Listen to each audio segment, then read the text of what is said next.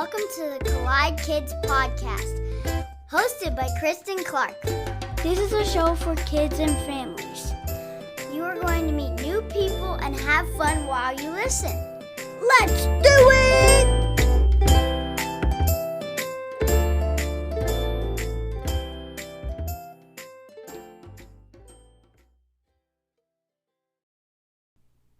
Hey y'all, welcome to the Collide Kids Podcast, everyone.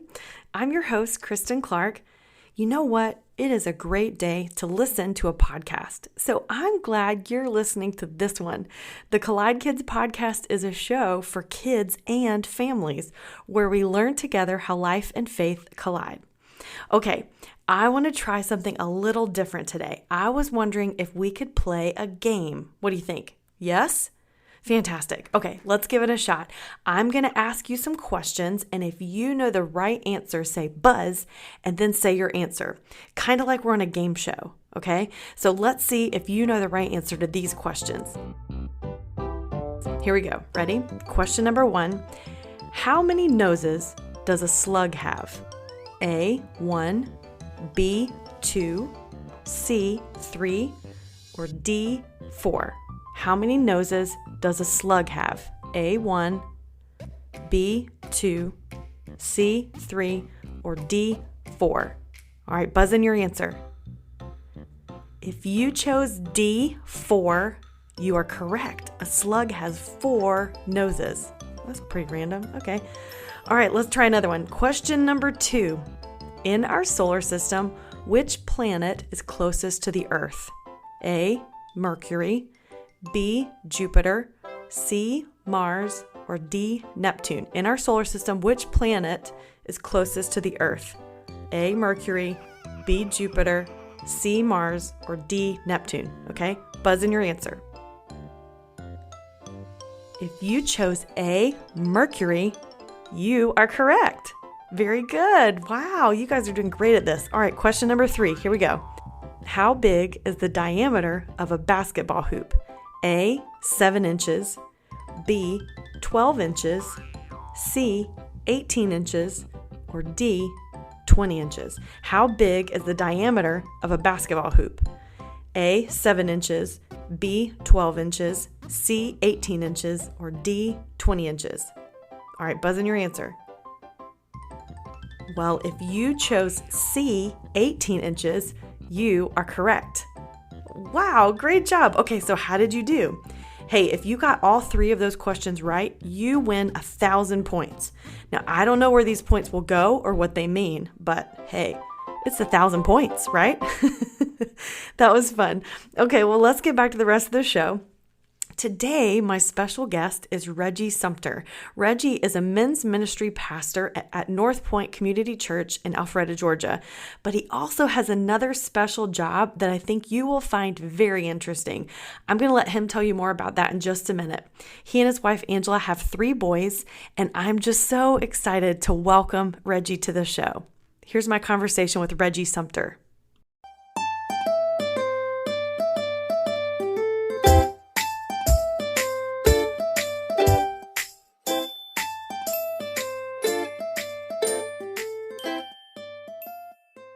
Well, welcome to the show. Welcome to the Collide Kids Podcast, Reggie. I'm so glad to have you here today. So glad to be here. Thanks for the invite. I'm looking forward to this. Yeah, this is so fun. I'm excited. Will you just share a little bit about who you are and tell us what you do? Oh, who am I? Oh, we could go on that forever because I'm not even sure I know sometimes. But the best I can tell, I'm Reggie, so we'll start with that. I work at North Point Community Church currently, and I've been in ministry for, I don't want to say 20 years now because that would imply that I'm older than I want to be. But I have worked with single adults, I've worked with kids, I've worked with married couples, and I currently work with men. So I've had a pretty fun career. Teaching, training, just to get to know people. And so it's been a blast. So I am currently a men's pastor at North Point Community Church. I've been married 11 years. I almost said 10 years. That would have been a problem. It's 11 years, and we've got 3 little boys that are 9, 7, 6. And I say little because they're littler than me. Right. They're big kids, man. These guys are awesome. They get along great, other than when they're punching each other. Right. But that's what boys do, right? They do it, man. The life of boys. They do it. And let me tell you what, it's the third one that starts it, He's got to fend for himself. He has got to fight for everything. So he wants the attention. He wants to try to keep up. So he is loud and he is ready to engage, man. Ready for combat.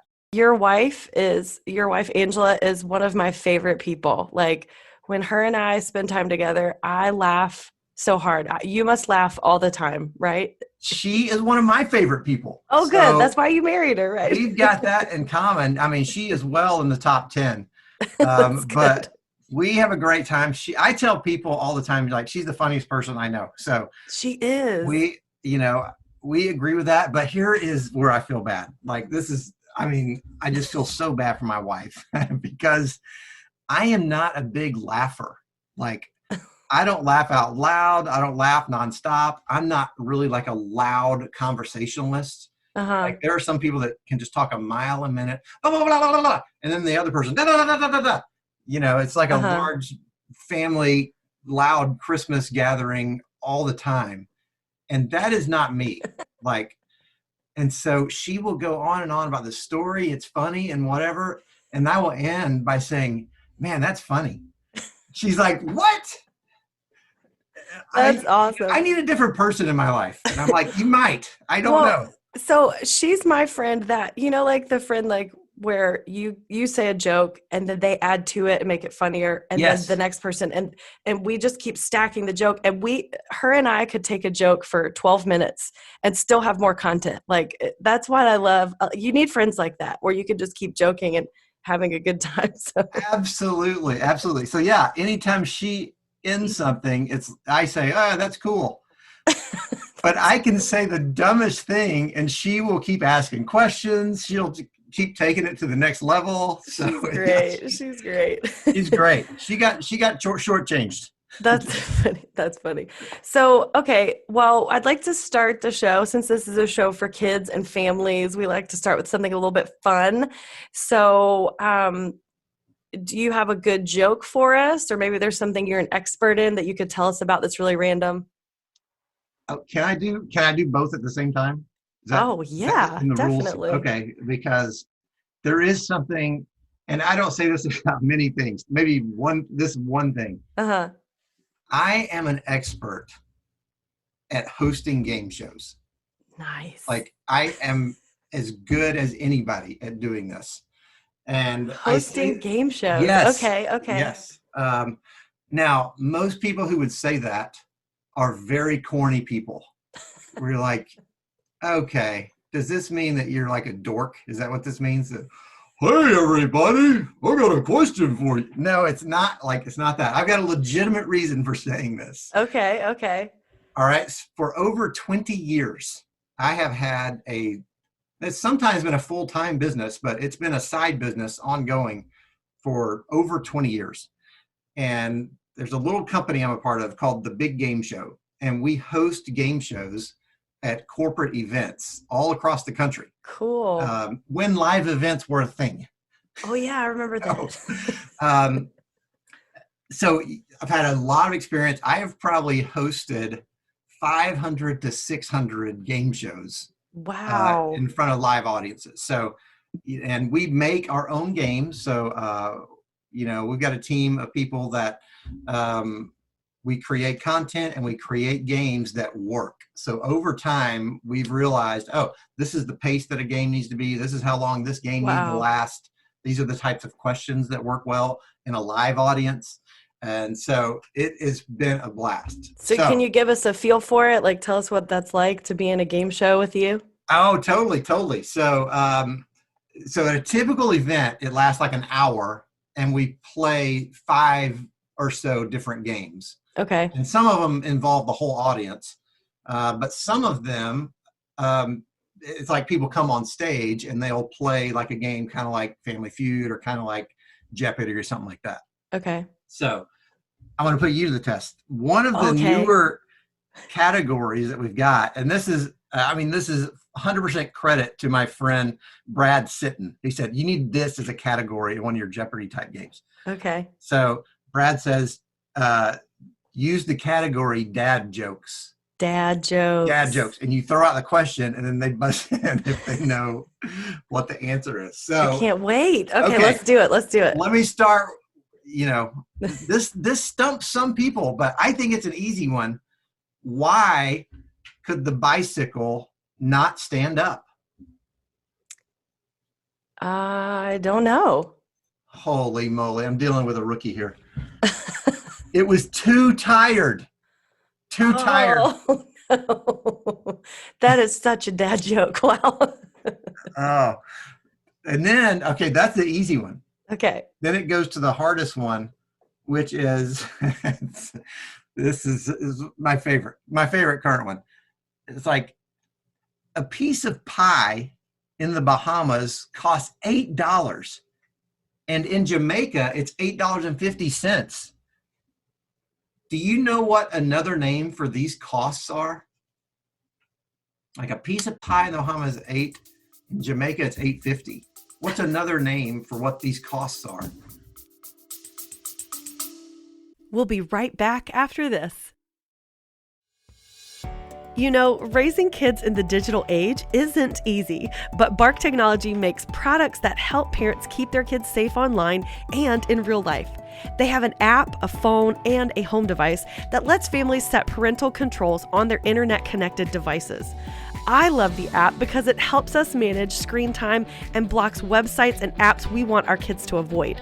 It also sends alerts and gives us the ability to monitor texts and social media and even track your child's location. Visit bark.us to learn more about how you can keep your kids safe online. Use the code COLLIDEKIDS to get 15% off your subscription of the Bark app.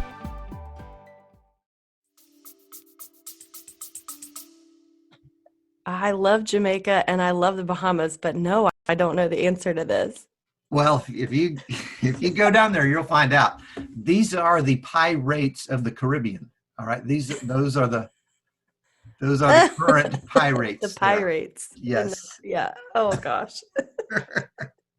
That's so. Nonetheless, most of our stuff is trivia based, but just to tie in a few jokes. That's one. That's awesome. That's so fun. So how did that start? Like, how did you get started doing game shows?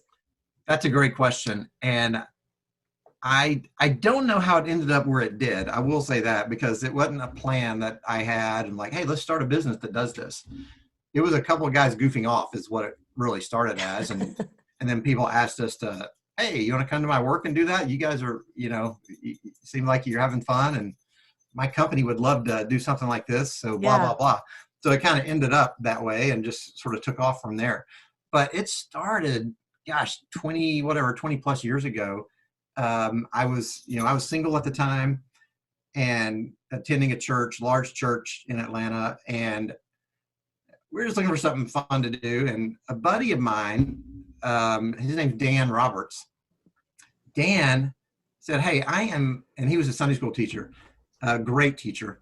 And Dan said, hey, I've got a lesson coming up on, I forgot what it was. It was something list based, like the 10 Commandments, 12 disciples, something with a number involved. Okay. He said, I've got this lesson coming up on, whatever. And it is horrible. Like I'm going to put people to sleep with this thing. And if you know Dan, he can't put people to sleep. He is high energy and nonstop. Yeah. But, in his mind, he wanted something to dress this lesson up a little bit. He goes, can you make me something? And I was in the software business at that time, developing corporate training. And click this to learn this, press this button on your computer to see this video, whatever. Oh, yeah. So I was making that stuff. And he said, can you make something that looks like a game show that I could use in my Sunday school class? I'm like, yeah, I think I can make that. And so, we made it and he had fun with the lesson and everybody had a good time. Well, there you go. Now we've created a problem because a month later, he's like, hey, we want to do something else. Can you make another game? Yeah, sure. I'd love to, Dan. Thanks for the opportunity. And so we made something else. And then we made 3 or 4 of these things. And next thing you know, we had a few games in the repertoire, and we said, hey, we should have like a invite your friend, game show night at the church. And so that led to pizza and game shows at the church one night for the singles. And that's when it kind of started. And people said, hey, you guys should consider doing this at like corporate lunches or corporate dinners or conferences. Yeah. And we were far from that quality, but that got us thinking. And, we started small and it just sort of evolved on its own. Where now it's like we've done stuff for Coke and Microsoft, and wow, we do a lot of stuff with Chick-fil-A. And one of the more fun events we do every year for the last 10 years is we get to host game shows with the two teams that play in the Chick-fil-A Peach Bowl. Oh, wow. So we've got football players competing against each other. That's awesome. So yeah, and occasionally if you watch the game on ESPN, when they're coming out of commercials, most years, not every year, but most years, we get like a 10-second clip of, hey, look at what the players did this week as part of the game festivities, and we'll get a little. That's awesome. Little bump, so it's fun. That's really cool. So, like, you do this in front of small audiences and big audiences. What's your favorite part about hosting a game show? Oh, that is so good. I think I just like watching people get to experience it for the first time. Mm-hmm. Like I'm on the other side of it and I know what's coming, but they are just so, there are some universal things that are true every time. Like people love to win. Mm-hmm. They love to laugh, and they love to have fun, particularly with people they know. Like, yeah, we'll do it at conferences where they don't know each other well, and it's still a great time and it's great entertainment. But when you're in a group of 100 people, 50 people, 20 people, and they know each other pretty well, yeah, they're loose and they are having a great time. They're kidding around with each other. So they might get to see their boss answer a question wrong, or sure. Someone put on the spot. That's fun. That's right. So watching their camaraderie play out that's one of my favorite things. That's awesome. But hearing them say dumb things is funny. Like that never gets old. Because you can't laugh and bust out laughing the whole time. I totally would. That's right. Well, I do have to watch it though, because I'm a little bit, I'll get sarcastic if they say something really crazy, or if they're like hitting the buzzers all the time for no reason and interrupting the game. And it's like, gosh, I'm just, okay, be nice. They're just trying to have fun. So I think I would love to be on a game show. Like we love to watch Family Feud and what are the other ones? I really like Wheel of Fortune. Yeah, awesome. Jeopardy. I don't think I would do good on. I would just stand there and like never buzz in. Hey, Christen, is that buzzer working? Look, I'll just keep shaking. I don't know any of the answers to this. That's right. I think the battery's dead on my buzzer. Something's I'll wrong. just watch. Yeah, you guys keep going. You're doing great. I'll just be encouraging. But I like the high energy stuff, like Family Feud. I think that would be so fun. So when you're hosting and you feel like you want to, laugh with them, but it might take it too far, or you might get sarcastic and it ends up making fun of someone. Like, how do you know when you're going to take it too far or when you shouldn't say something? Yeah, well, if they punch me in the nose, I've gone too far. All right, so that's one thing. But our standard, and we've got 7 or 8 hosts that help facilitate this business, and we train them all the same way. And here is what we tell them: we want you to treat people like you would your family members. Assuming you've got a relatively healthy family. Right. But, good family members. That's right. Good family members. So what that means is, if you're sitting around the dinner table, or it's a holiday and you got a bunch of people around, if somebody says something so ridiculous, or they give some real, some opinion that nobody agrees with, just something like that. Well, you got a couple things in mind. Like, well, we're in this setting. I am not going to embarrass that person. Yeah. Now, if they say something funny accidentally and they had they said the wrong word and everybody laughs, it would be weird for me to say, "Hey, nobody laugh, nobody laugh." That Yeah. we don't want to embarrass her. Like, well, now you've embarrassed her. So Yeah. you have to know how to navigate laughing with everybody, but then reeling it back in quickly of like, oh man, okay, all right. Hey, we've all done that before, so Yeah, like pull I get it, everybody I get in. it. But all right, hey, it's tough up here, guys. There's a lot of pressure and the time's running, so we're gonna give another chance. All right, Jill, let's give you another shot. What do you think the answer is? So just sort of not making abrupt turns, but gradual turns to get people back on track Yeah. and bringing everybody with you. That's So a everybody skill. feels included. That's right. That's right. Yeah. And do it in a way that doesn't embarrass them. That's a big thing. Yeah, that's good to treat others in a kind way. Is that something that you got from like game show host training school, or how do you know that that's important? Well, there's no game show host training school. We're making it up as we go there. But that it really, I mean, we feel like, and the guys that that are a part of this team, the men and women that help run the game show, most of us, this is a side gig for all of us. It's a side gig for. Mm-hmm. And all the people that are a part of the game show they work for churches or some sort of nonprofit, just maybe one or two exceptions. So everybody has a Christian, worldview, and Yeah. we try to look at things through the lens of, hey, how can we make the world a better place? How can we point people to Jesus in our own way? And and we don't want to do anything. I mean, like James stood up and said in Acts 15, after hearing all the great things God has done, but how do we address the Gentiles who have no religious background, but they're trying to become Christians? Should we require them to kind of go through some Jewish 101 training, or like, this is very new. What should we do here? And he said, I got it. I think I understand the variables. Let's put it like this. Let's not do anything that would make it difficult for someone who's trying to turn to God. Yeah. So now let's throw out a couple things that we recommend, like, hey, don't do these couple things, because that's creating a barrier.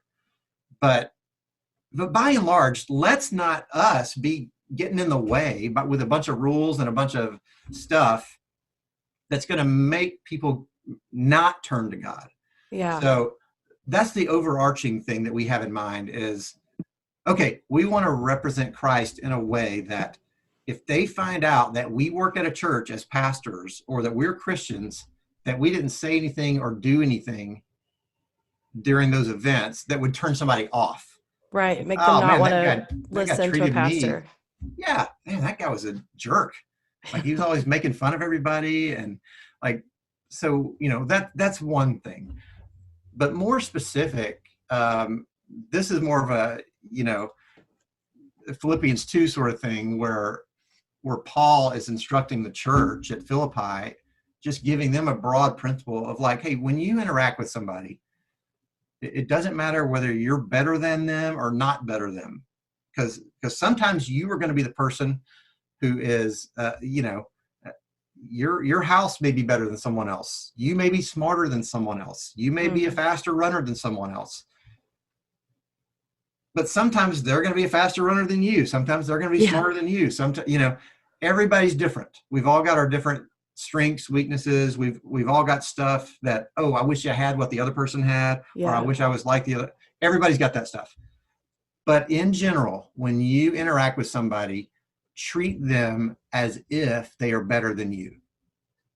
That doesn't mean they are, but it means when you meet somebody, when you talk to somebody, you treat them as if they are better than you. And I like to think of it as like, oh, if I interact with somebody, and I've got to think of somebody that's like somebody I really look up to, somebody in the movies, or an athlete, or my favorite teacher, or something like that. If they came to my house, what would I do? I mean, if I didn't freak out because they were famous, something like that, what would I do? Well, I would say, hey, I'm so glad you're here. You know, Yeah. you need anything? And tell me about yourself. Like, I just want, I'm happy that you're here. Well, I should treat everybody like that. Yeah. Um, So true. and you know what? It's, and I think of Jesus washing his disciples' feet, and he wasn't doing that because he was their servant. He was doing that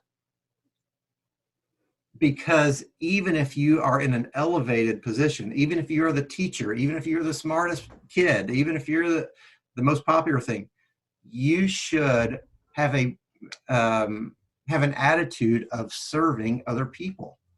And because Jesus didn't only wash his disciples' feet, when he was done, he said, okay, now you are supposed to do that for each other as well. Wow. Yeah. So he gave an example and said, now you do that as well. So he inspired them to do it. So, I mean, the real thing that's awesome about it is when you treat other people like they're awesome, and then you treat them as better than you, even though they may not be. That inspires them to go do it to other people. That's right. Then you've got the message of Jesus being carried on through people's actions and how they treat other people. Yeah, I love that. And you don't have to be a game show host to treat people better than yourself. What was that verse that you were telling us from Philippians? It's Philippians 2, 3, and 4. Okay. Philippians 2, 3, and 4. And what does that say? In essence, it's like, do nothing out of selfish ambition, or the scripture says vain conceit. So do nothing thinking about yourself. Rather, in humility, so you got to take yourself down a notch, value others above yourself. Yeah. Not looking to your own interests, but each of you to the interests of others. So it's just having an others first mindset. Yeah. And that's so different from what we're learning in the culture today. Like we hear a lot of stuff about, put yourself out there and let other people know you're there, and everybody's trying to push themselves forward. So that's so opposite for us to step back and put others before us. Like, how can we help other people feel better or look better? Like, how can I put wind in their sails, Yeah, that's right. And there's, I love you brought that up, because there are personalities that are loud. Mm-hmm. and I'm raising my hand. That's me. That's right. And the world needs that. And the world needs people to say, the world needs some people to raise their hand and jump in the front of the line and get things going. Like, we need people like that. But it comes back to motivation. Like, am I jumping in the front of the line, or am I screaming real loud so that people will know all about me? Or am I trying to get first in line? Am I trying to let whoever know about me so that I can be in the best position possible to serve other people? Yeah. So that's fine to be loud and first and all that stuff, but why are you doing it? Yeah. Pull other people up there with you. That's right. Yeah. Right. You're there to serve. That's exactly right. Because Jesus, like you said, Jesus set that first example. So we should follow what Jesus did. I think he's a good example for that kind of stuff. Absolutely. And what? I mentioned my friend Dan from a long time ago, who helped me start the game show business. Mm-hmm. Man, I don't know anybody that lives this out better than Dan. Like, I see that guy, and if you've been, and I was in singles ministry a long time, because I didn't get married until later than most people do. And you see some interesting people in singles ministries. The adults are laughing right now, but my friend Dan, just made it a point to find the person who was against the wall, or in the corner somewhere, or didn't quite smell like everybody else. And hey, you need a ride? Like, can I help you? Wow. You need anything? And hey, come join us. Come, so he was always just looking to include people, and just treated other people better than himself, whether they were or not. He's just so good at that. Yeah, that's awesome. And like you said, once you do that, it inspires other people to do the same. They see you doing that. They think, that made me feel so good. I'm going to do that for someone else. Yeah. So that's cool. Well, this has been fascinating. I think this is so cool, and I'm so glad we got to play a game at the very beginning. I like to close out the show by just asking my guests to tell us about a memory from when they were a kid. So can you think of something that you want to talk about being a kid?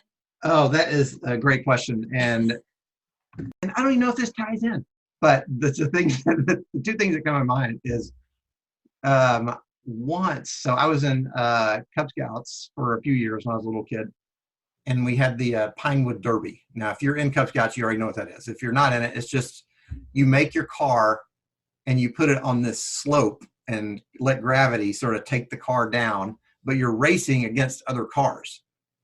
So, but the key is, one of the keys, the main key is getting the car as heavy as possible without going over the legal limit. So, you know, let gravity do its thing. Mm-hmm. Well, I didn't know this. I'm a rookie. And I just had a block of wood with wheels on it, and I painted some, colors on it and let that thing go.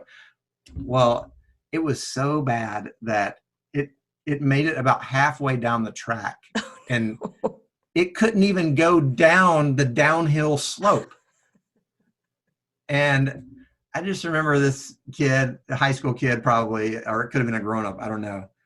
He had to hit it on the back, kind of like you're thumping a frog. Aww. To jump. It just kept scooting it along till it finished.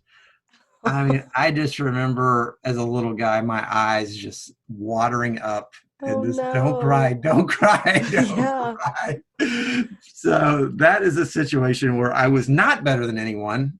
In fact, I was last in line. But both of these episodes have part of this run. I lost my dad probably 7 or 8 years ago. So both of my memories have my dad. But my dad was right there by my side and, arm around me, the whole thing. But the other memory that comes to mind was the first time I ever got a trophy. And I've still got it over here. I know we're on audio only, but I'm looking at this thing right now. It's a little trophy. It's a 3rd place trophy in the punt, pass, and kick competition. So it's a little football skills competition that they still have it around. But when I was a little guy, in fact, what did it say, 8 years old, we had this thing, punt, pass, and kick, and I thought I did okay. I didn't think much about it. But at the end, all the kids were gathered around this man who's like, oh, let's go over the results. And, in 3rd place in the 8-year-old division is Reggie Sumpter. So I get choked up because I'm thinking about my dad. I miss my dad.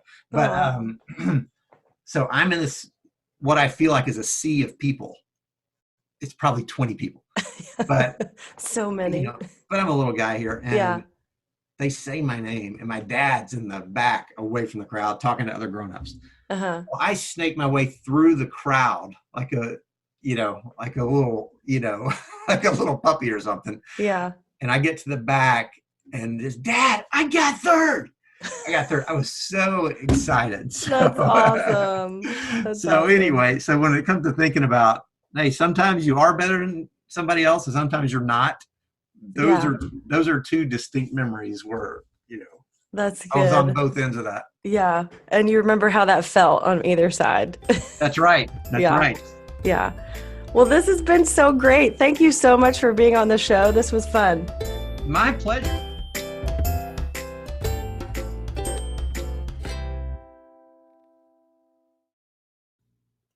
Oh, those are such great memories he shared about his dad. I love that. Well, have you guys ever seen a game show before? Maybe on TV or something like that. I just think it looks so exciting to be a contestant. I mean, the lights, the sounds, the buzzers, the feeling all the nerves as you're playing the game or answering the questions. Well, have you ever thought about what it might be like to be the host? That person has to be able to really make everyone feel really excited and included. Treating others as if they were better than you. I think that's such an important thing for us to all think about, how we treat others, treating them like they're better than us, always thinking of others, always making people feel included, serving other people and helping other people do well or get ahead. Those are not just things that game show hosts can do. Those are things we could do in our everyday lives, right? And I love what Reggie said about making sure that whatever we do doesn't make it difficult for people to turn to God. That's an important thing to think about. The words we say, the way we treat people, the way we encourage someone or make them feel included, that could help someone learn more or love God more. And I think that's so important for us to keep in mind. Well, great conversation. Thanks, Reggie. Well, now it's time for the kids only segment. I love this part of the show. And this is really exciting because today, Reggie, as we said before, he has 3 boys, Noah, Leo, and Graham. And 2 of his boys are going to be on the kids only segment. So I'd love to introduce you first to Noah. Hi, I'm Noah, and this is my joke. What do you call an alligator in a vest? An investigator. I like that joke. That's a good one. And he's so well spoken, too. Good job, Noah. All right, next up we have Graham. Hi, my name's Graham. This is my Bible. Children, obey your parents in the Lord, for this is right. Ephesians 6:1. That was awesome. Good job, Graham. Thanks for sharing that verse. Children, obey your parents in the Lord, for this is right. That's good.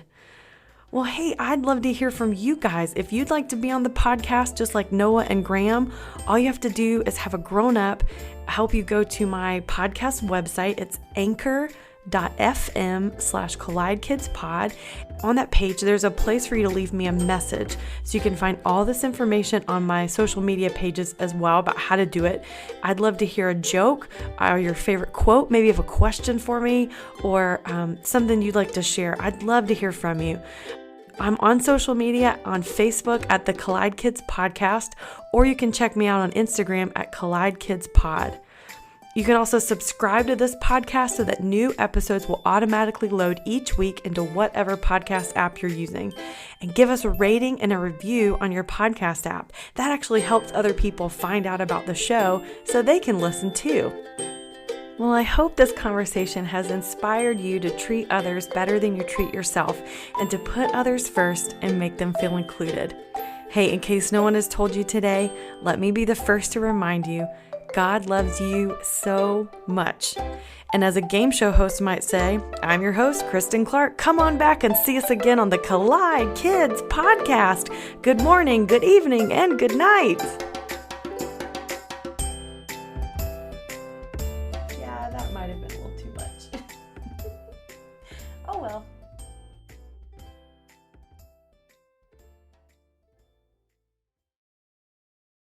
You don't have to go very far looking for bad news because somehow it just finds you. So finding peace in the chaos can be really difficult, but it doesn't have to be because the River mobile app exists. The River is a Christian music radio station dedicated to playing music to help you get through life's toughest moments or life's happiest moments and everywhere in between. And all from artists who love Jesus and are real people just like you. Listening is easy. You can download it wherever you get apps from. Just search 1049 The River or listen online at riverradio.com. And know that The River is proud to partner with the Collide Kids Podcast.